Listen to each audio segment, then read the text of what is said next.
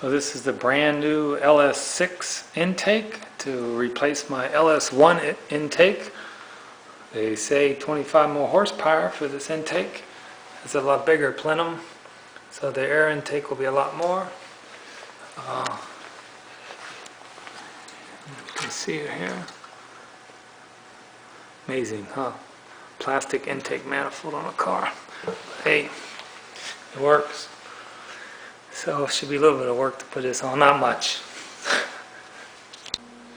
So I got the LS1 intake off, getting ready to put on the LS6 intake. Got to change a couple of these lines, in particular this coolant line here. Got to replace it where it doesn't run along that valve train cover, because the LS6 intake will hit it. And here's the LS6 intake. Has no EGR port right here like the other one had. It's all blocked off. So hopefully, it took me about, I guess, 30 minutes to get the intake off. Waiting for the one more part for the tubing before I can put it all back together. Hopefully get some more horsepower.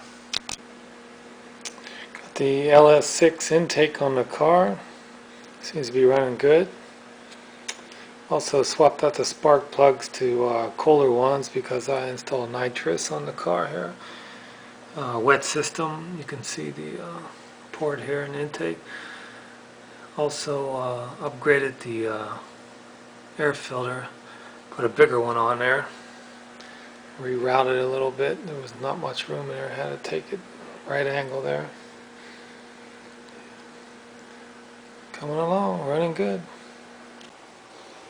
Just picked up the transaxle. Got it shipped back from Arizona, where the Porsche race shop rebuilt the thing and put a limited slip differential LSD in there. Replaced two of the gears, put an even taller fifth gear than I had before in there. So graphing it out on an Excel spreadsheet looks like at around 70, it should be like 2,000 or a little bit, like maybe 1,800 RPMs in fifth gear, which is good for the gas mileage wise. I'm going to be cruising, probably not that much anyways. But the thing looks brand new. For all the money I spent, it better look brand new. Jeez. So now, today, slap it back in the car. It should take me, I don't know, I'm guessing an hour. Did it already twice, 2-3 times. When I tore this thing apart the last time, like a couple weeks ago, I just tore out, let bolts and washers fly everywhere because I couldn't remember off by heart where everything goes. Did it so many times. It's unbelievable how clean it is this time. It wasn't this clean the first time the guys rebuilt it. And they also put they modified it to, I got the speedometer now. The wire's right here, if you can see that. So it has a reluctor and inductor wheel inside there.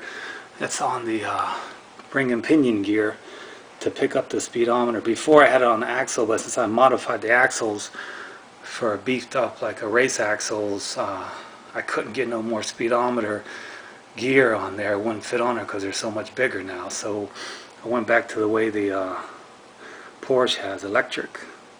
And then I'll just wire that right into my VDO gauge with these two wires here, VDO speedometer gauge. Alright, tons of fun today. So this is all the parts they tore out of there. This is the regular diff right here that was in there. It wasn't no limited slip. Not like horizontally, and the axles go in each side.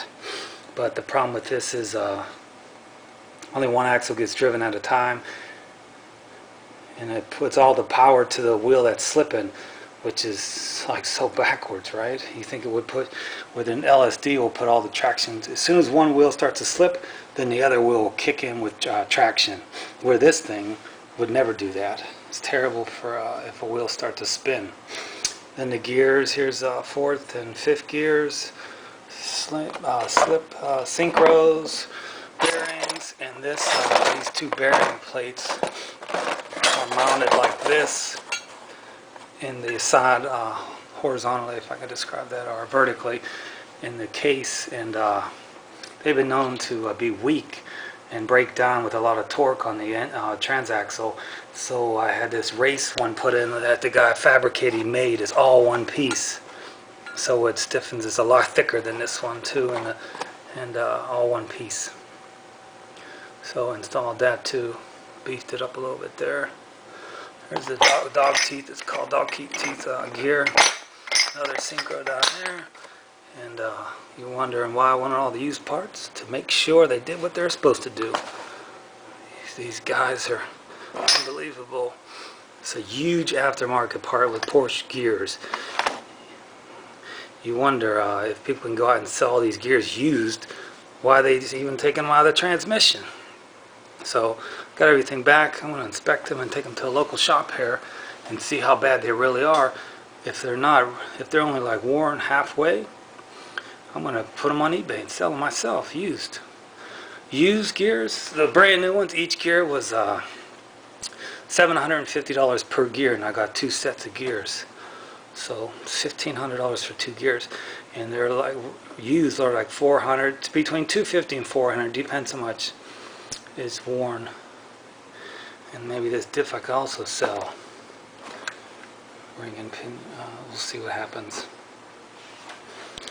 But I'm all ready today to put it all back together finally. After all this time parked.